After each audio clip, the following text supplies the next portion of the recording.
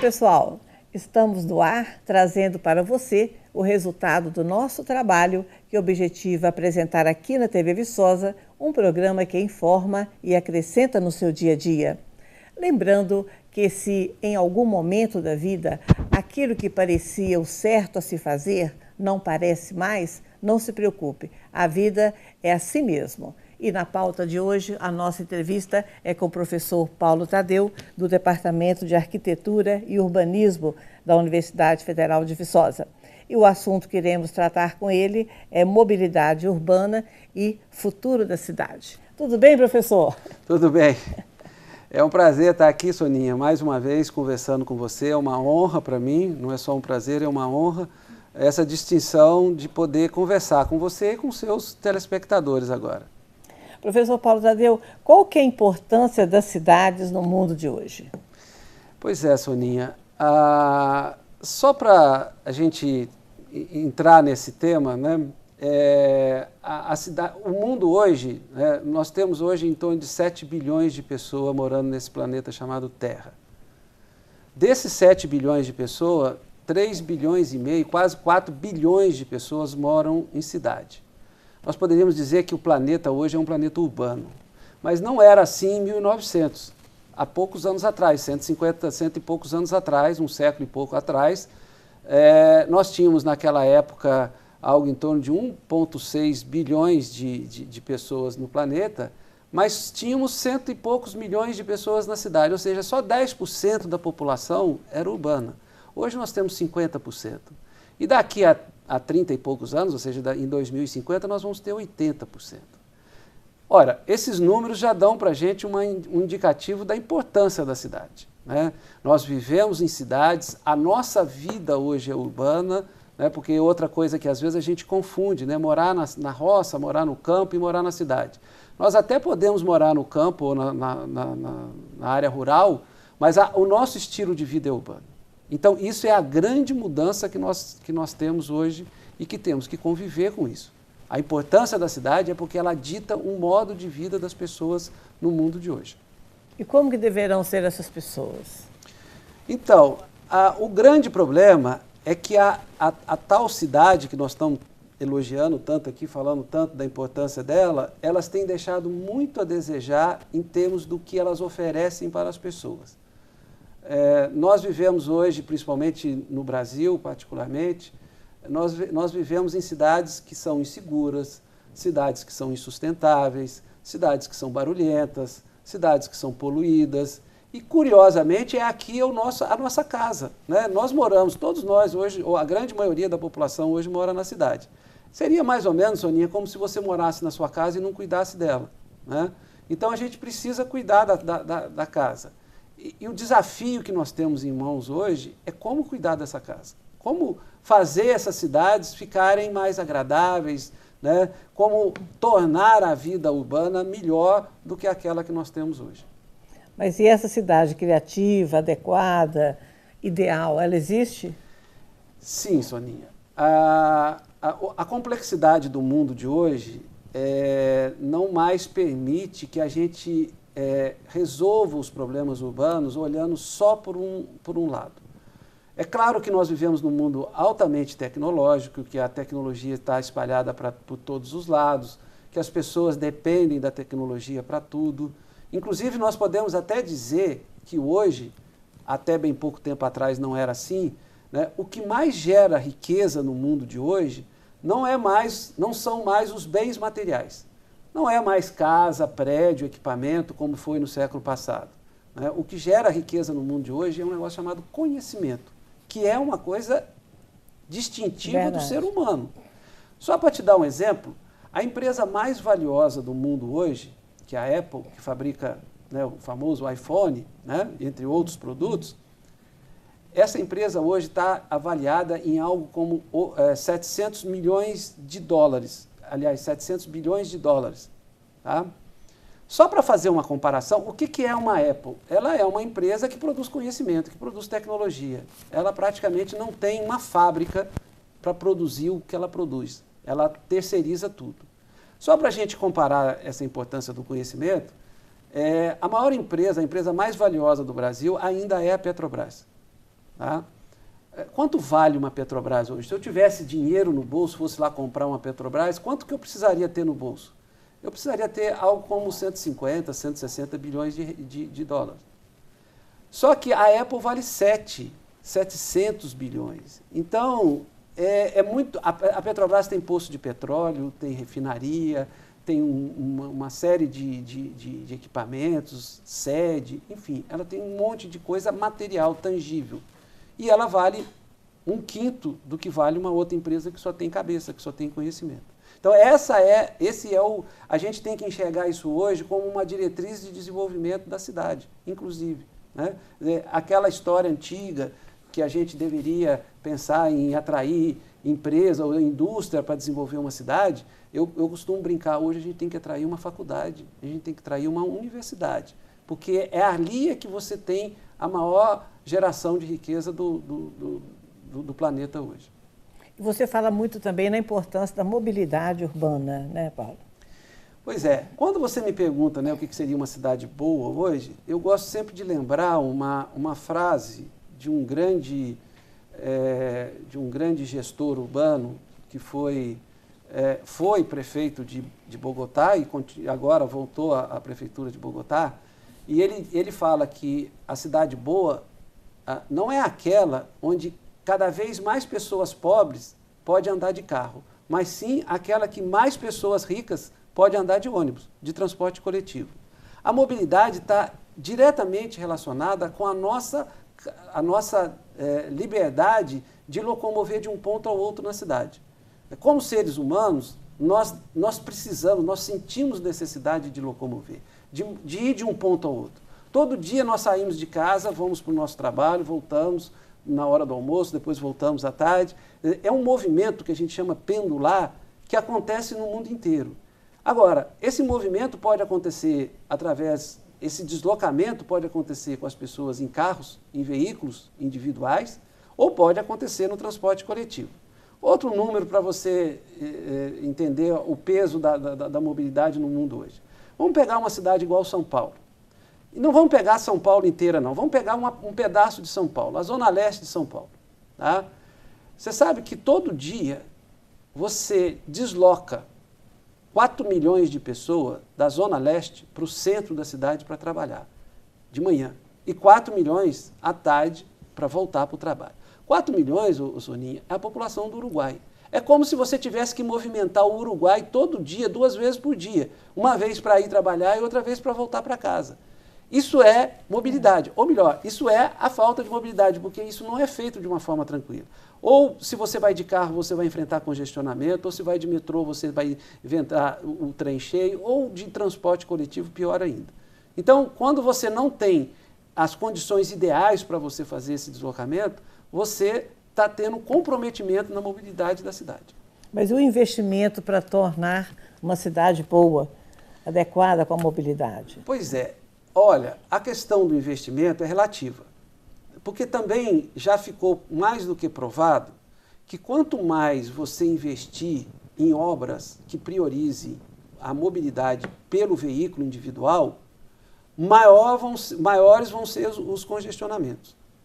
E claro que os investimentos, muitas vezes, em infraestrutura viária para esse tipo de veículo é muito caro. Você tem que investir muito dinheiro. A solução que está se despontando aí é que a gente tenha que priorizar o transporte coletivo de superfície. Porque o transporte, o metrô, por exemplo, né, que as grandes cidades, muitas delas têm, ele é muito caro. Para você ter uma ideia, de novo, número, né, 1 quilômetro de BRT custa 15 milhões de reais. 1 quilômetro de metrô custa 250. Então, você tem que fazer investimento na superfície. Tá? Mas mais do que isso, Soninha, tem uma outra forma de você lidar com esse problema que não demanda muito recurso, que é você mudar o comportamento das pessoas.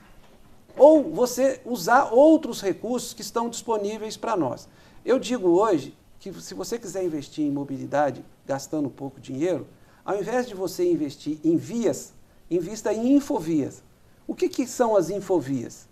São as vias que você trafega através dos dispositivos de comunicação remota, tipo, por exemplo, o celular, né? Então, vou dar um exemplo para você. Tem várias rotinas, por exemplo, vamos pegar o caso específico de órgão público, vamos ser mais específico, prefeitura. Quantas atividades, quantas rotinas de prefeituras que você poderia ter essas rotinas na internet e você resolver o seu problema da sua casa, que você não precise de ir lá na prefeitura para resolver. Muitas. E não é só. Hoje, por exemplo, se você faz um exame, você já pode pegar o resultado na internet. O que significa isso? Isso significa um carro a menos andando na rua para você sair da sua casa, ir lá no laboratório, pegar o exame e voltar para sua casa. Então você resolve, eu falo que hoje você pode resolver a mobilidade pela imobilidade. Quanto mais atividades você conseguir colocar nessa tal infovia que eu disse, que você não precise de fazer um deslocamento físico, tanto melhor você vai ter a fluidez na cidade. Às vezes você arrumar um documento, você vai 4, 5 vezes num lugar só. Pois é.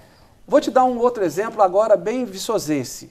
Há pouco tempo atrás, a coisa de uns 2 ou 3 meses atrás, nós todos que somos, que temos água em casa, nós recebemos uma conta do SAI e na conta tinha um pedaço assim, um canhoto na conta, que pedia para você preencher os dados cadastrais para atualização dos dados, que é uma coisa que toda empresa tem que fazer mesmo, mas da forma mais antiga possível. Ou seja, eu tinha que preencher o dado, pegar aquele papel, destacar da conta, levar lá no SAI.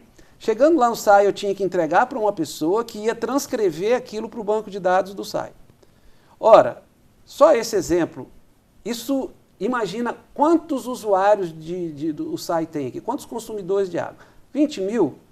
São 20 mil deslocamentos até o SAI para entregar um papelzinho que poderia perfeitamente ser disponibilizado no site. Olha, atualize seus dados no site do SAI, você vai lá, coloca seus dados, a responsabilidade é sua, você não precisa de ir lá no SAI, entendeu? E você cumpre aquilo que ele está precisando, que é atualizar o seu banco de dados. Né? E a Infovia, Soninha, o investimento é baixíssimo.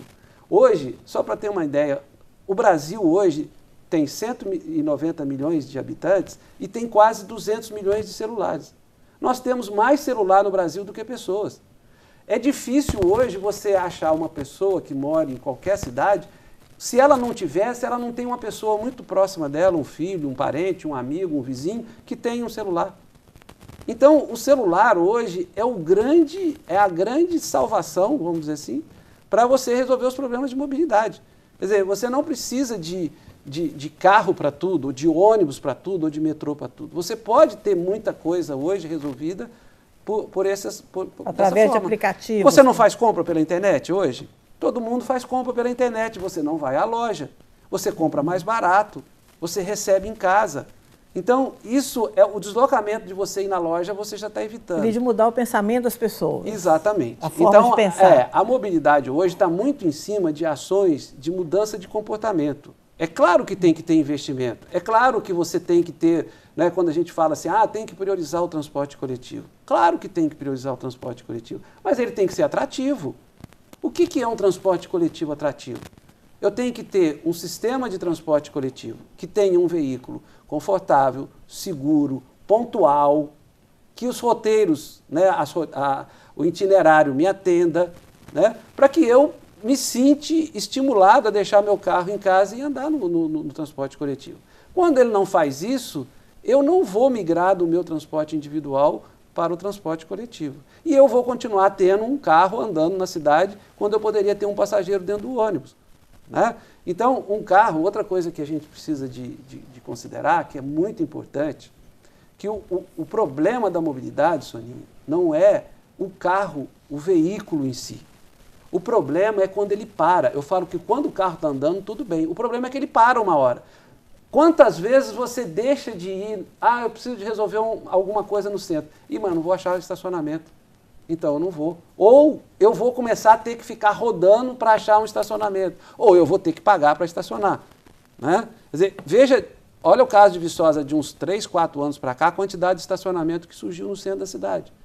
Só para dar um número, hoje Viçosa tem aproximadamente 25 mil veículos, automóveis, desculpe, Veículo, ela está próxima de... O veículo é quando você inclui automóvel, caminhão, caminhonete, moto, que é o outro problema da mobilidade, né? Se você juntar tudo isso como veículo, que é assim que o IBGE classifica, ele divide, mas veículo é tudo isso, nós chegamos a ter aproximadamente um veículo para cada 2 pessoas, em Viçosa.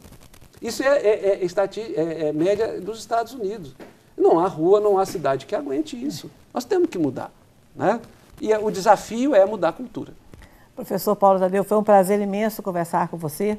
Agradeço-lhe mais uma vez pela sua atenção ao nosso convite e te peço a sua mensagem aos nossos telespectadores.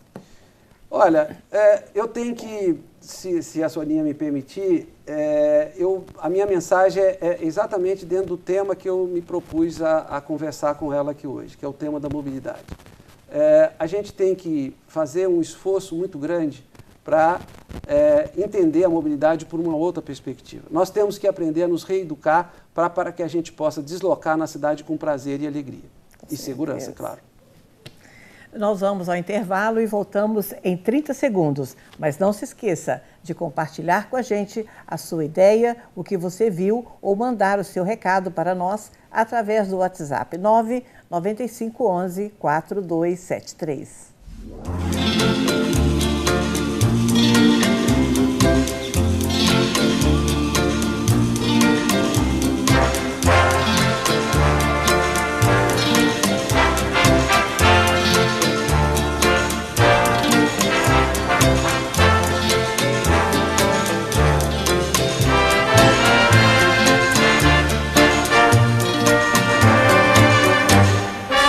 O Centro Oncológico do Hospital São Sebastião, coordenado pelo cirurgião oncológico e mastologista Dr. Marcelo Pimenta, CRM 29032, vem oferecendo à Viçosa e região, há mais de 15 anos, o que há de mais moderno no tratamento oncológico, cujo objetivo é oferecer a seus pacientes uma assistência de qualidade e individualizada em um ambiente altamente humanizado. Seriedade, modernidade e compromisso são as bases do Centro Oncológico, localizado à Rua Tenente Químel, número 36, anexo ao Hospital São Sebastião. Telefone 31 3892 9547. Informações também pelo e-mail centrooncológico.hss@gmail.com. Aquela doença tem cura. A Univiçosa é uma das maiores faculdades particulares do interior de Minas Gerais. O modelo de ensino e aprendizagem capacita os estudantes para atender às expectativas e às necessidades da sociedade. A Univiçosa vai consolidar a sua formação através de estágios, treinamentos e intercâmbios. Estudar na Univiçosa é se preparar muito bem para vencer os desafios dos novos tempos. Dr. Vinícius Expedito Martins, médico psiquiatra e membro da Associação Brasileira de Psiquiatria. Em seu consultório, à Rua Professor Alberto Pacheco, número 125, sala 701, Viçosa, o Dr. Vinícius atende durante todos os dias da semana e você pode agendar a sua consulta pelo telefone 971 35 15 57, porque ser médico é ser humano.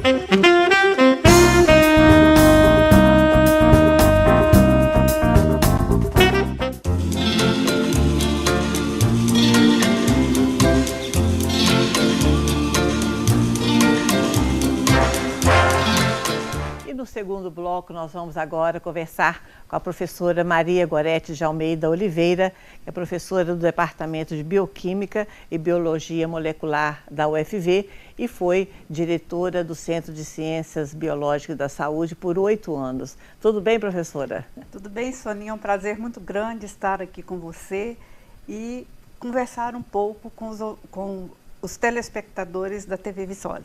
E eu agradeço muito a sua atenção ao nosso convite, viu, professora? É um prazer muito grande. Mas, conforme eu disse, você foi diretora do Centro de Ciências Biológicas da Saúde por 8 anos, Sim. Né? E qual que foi o seu melhor trabalho ali? Como que você deixou o CCB? Olha, Soninha, eu tenho trabalhado na administração da universidade por muitos anos. Eu passei pela chefia de departamento, eu fui a pessoa que consolidou o departamento de bioquímica, do departamento eu fui coordenadora do curso de graduação, do programa de pós-graduação, que também foram criados na época da minha administração no departamento. De lá, eu fui para o Bioagro. Durante 6 anos eu trabalhei no Bioagro. E quando eu fui diretora do Bioagro, lá era um núcleo de biotecnologia aplicada à agropecuária. E nós trabalhamos arduamente no sentido de transformar o Bioagro em um instituto. E hoje o Bioagro é um instituto de biotecnologia aplicada à agropecuária. Foi um salto importante para o Bioagro, porque hoje ele tem autonomia e estatura de um instituto. Então, quando eu estava fazendo esse trabalho de mudança do instituto, eu tive muita interação com a administração superior da universidade e estava, a essa época, o Centro de Ciências Biológicas sob administração do professor Ricardo Junqueira, que foi um excepcional diretor do CCB, e naquela época o projeto REUNIC de reestruturação e expansão das universidades, eles criaram aqui para a universidade o professor Ricardo era diretor do CCB e o professor Carlos Sediama e Cláudio Furtado entraram no projeto REUNIC com uma proposta de que a universidade expandisse na área de saúde. Teve outras expansões, mas na área de saúde. Daí, como eu tinha, pela minha experiência do Bioagro e de departamento, de curso de graduação, de programa de pós-graduação, muitas pessoas me procuraram dizendo que eu deveria ir para o centro e tal. Eu tinha muito receio, confesso que eu tinha. Por quê? Porque seria um desafio muito grande implantar na universidade essa área da saúde com os cursos de medicina e enfermagem, principalmente com o curso de medicina. Era tudo totalmente novo para a nossa instituição. Mas eu aceitei o desafio, eu gosto de desafio, eu tenho uma paixão muito grande por essa universidade e aceitei o desafio e fui, então, ser diretora de Ciências Biológicas e da Saúde. Quando lá cheguei, eu não sabia como fazer para implantar o curso de medicina, até porque eu fui muito questionada a respeito dessa implantação. Muita gente achava que seria melhor não implantar naquele momento, etc. Aí para entender melhor o processo e respeitando uma decisão do Conselho Universitário, um querer da instituição, eu fiz visitas a todas as escolas de medicina de renome no Sudeste, a todos os hospitais de ensino de renome, hospital universitário, institutos nacionais de saúde. Com isso, eu pude ver como caminhava essa área e trouxemos para Viçosa, então, a ideia de como deveria ser essa expansão aqui na UFV. Este foi, portanto, o meu maior desafio no Centro de Ciências Biológicas da Saúde. Mas o melhor trabalho também? Eu considero que o meu trabalho no Centro de Ciências Biológicas da Saúde, ele teve esse desafio foi o maior desafio, mas eu trabalhei muito intensamente com as ciências biológicas também. Então, nós tivemos expansão das ciências biológicas, uma grande expansão das ciências biológicas, os departamentos aumentaram de tamanho, criaram novas disciplinas, novas áreas de pesquisa, nós criamos programas de pós-graduação novos, criamos programas de doutorado nessa época que eu estava no centro. Então, houve uma expansão do centro tanto em ciências biológicas quanto na saúde. Só que nas ciências biológicas nós tínhamos competência instalada, né? Nós tínhamos os departamentos bem consolidados e faltando bastante de estruturação física, etc. E na área de saúde nós tivemos realmente implantar um curso que nós não tínhamos aqui na universidade. O curso de medicina, ele é totalmente diferente de outros cursos, né? Eu estava à frente do departamento de bioquímica quando nós criamos o curso de graduação em bioquímica. Foi muito mais fácil criar o curso de graduação em bioquímica, né? Porque nós tínhamos competência instalada na universidade e nós tínhamos conhecimento de como deveria ser. Medicina, a nossa experiência, Soninha, nós não tínhamos experiência. Então, foi meu maior desafio. Mas nós criamos e está aí, né? Para a comunidade viçosense. Eu sempre digo que Viçosa é uma cidade que tem uma universidade. Eu acho que a universidade é da cidade, né? Então, nós temos uma universidade, nós temos um orgulho enorme de contar com a colaboração da cidade de Viçosa. Nós sempre tivemos muita interação, o Centro de Ciências Biológicas da Saúde sempre teve muita interação com a cidade de Viçosa, principalmente devido à natureza dos cursos do nosso Centro de Ciências. E foi um grande passo também, né? O curso de medicina para assistência a Viçosa e região. Soninha, eu posso te dizer que a saúde de Viçosa, ela mudou muito com a implantação do curso de medicina e enfermagem. Nós tínhamos uma estrutura de saúde em Viçosa e temos outra hoje. Temos muito que melhorar, temos muito que crescer, mas com certeza nós atraímos muitos profissionais também para Viçosa, porque a demanda cresceu muito, né? Então, nós trouxemos ótimos profissionais também para se juntar aos profissionais que nós tínhamos aqui. Houve uma colaboração sempre constante, muito grande, dos profissionais de saúde de Viçosa, da prefeitura, dos 2 hospitais. Se não fosse essa ajuda, nós não teríamos condições de implantar. Nós devemos muito à cidade de Viçosa. E como que você deixou o CCB? Eu deixei o CCB muito coeso, um centro maior. Hoje o CCB é um dos centros de ciências, um dos maiores aqui da instituição. Um centro de ciências muito maduro, muito consolidado, com ensino, pesquisa e extensão de excelência. Crescemos muito no ensino, muito na pesquisa, muito na extensão. Tivemos a aprovação do Instituto Nacional de Ciência e Tecnologia dentro do centro, durante esses anos que eu estive à frente do CCB. É um centro que pode dar um orgulho muito grande à universidade. Nós temos dentro do CCB muita interação com as outras áreas, com as ciências agrárias, com as ciências exatas, com as ciências humanas, né? E é um centro que é referência hoje na instituição. E o que você teria para falar para o professor João Marcos, né, que assumiu a diretoria do CCB?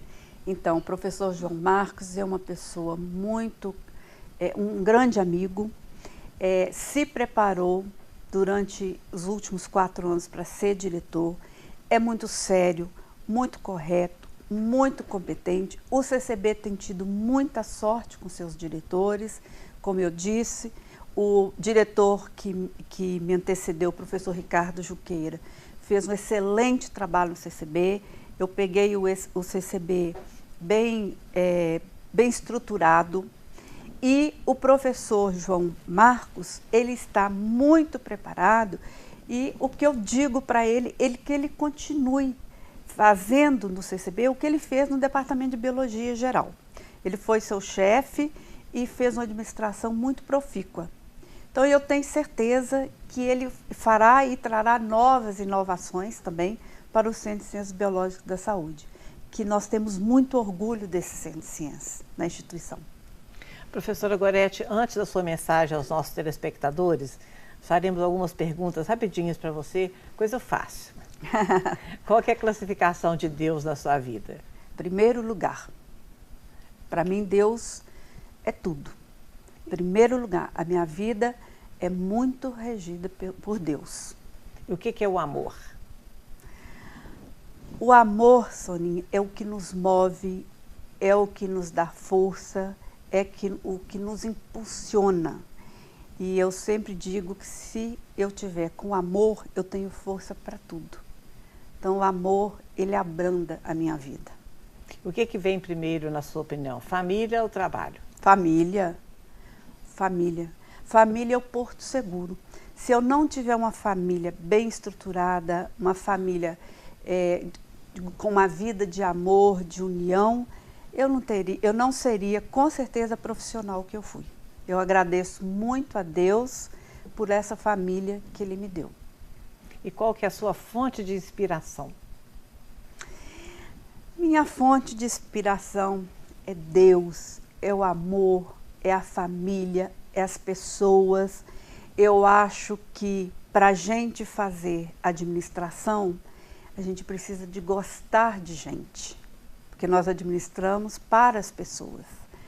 Então, eu só posso administrar bem se eu tiver amor pelas pessoas, e quem vai me dar esse amor é Deus, é uma família consolidada, e o amor a minha administração tem que ser uma resposta em atos.